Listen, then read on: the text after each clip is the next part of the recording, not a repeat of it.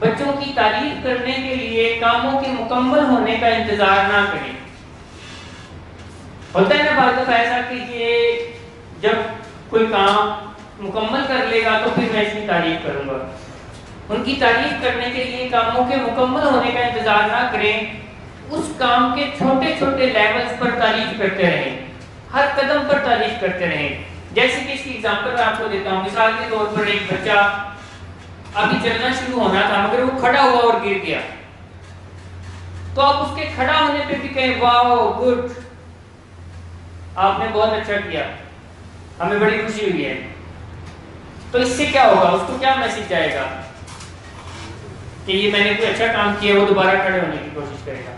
یہ ایک ایگزامپل دے رہا ہوں. ایسے ہی جو بچے نشہ چھوڑ رہے ہوتے ہیں تو وہ اگر ایک دن نشہ نہیں کرتے, ایک دن نشہ نہیں کرتے, تو اس دن کا اپریشیٹ تو ہونا چاہیے, اس دن کی پریز تو ہونی چاہیے کہ واہ ہمیں بڑی خوشی ہے کہ آج آپ نے ایک اچھی زندگی گزاری ہے, نشے کے بغیر زندگی گزاری ہے. ایک کوئی بات مانتا ہے تو نہ کہ دیکھیں گے جب یہ مکمل سے کیا ہو جائے گا تو پھر کو پارٹی پھوٹی کر لیں گے. مکمل ایک دفعہ ٹھیک ٹھاک تو ہو جائے, ایک دفعہ کامیاب تو ہو جائے, اپنے پیروں پر تو کھڑا ہو جائے, کوئی ڈگری تو لے لے, کوئی کاروبار تو کھڑا کر لے, پھر اس کو اس جشن کی پارٹی کریں گے, پھر کوئی خوشیاں منائیں گے. نہیں, آپ بچوں کو یہ اصول یہ کہتا ہے کہ آپ بچوں کو کی تعریف کریں. جتنی زیادہ آپ ان کی تعریف کریں گے اتنا زیادہ آپ کے اور ان کے درمیان تعلق مضبوط ہوگا, اور بچہ جو ہے وہ انکریج فیل کرے گا, طاقتور فیل کرے گا, اچھا فیل کرے گا.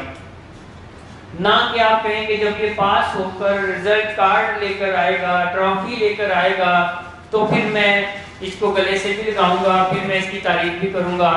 لے کر تو آئے, تو ایک دن اسکول کا کام کر کے آتا ہے, یا ایک دن اچھے سے اسکول جاتا ہے تو آپ اسکول سے آنے پہ اسے گلے لگا لیں کہ بیٹا مجھے بڑی خوشی ہوئی آپ اسکول گئے اور آئے.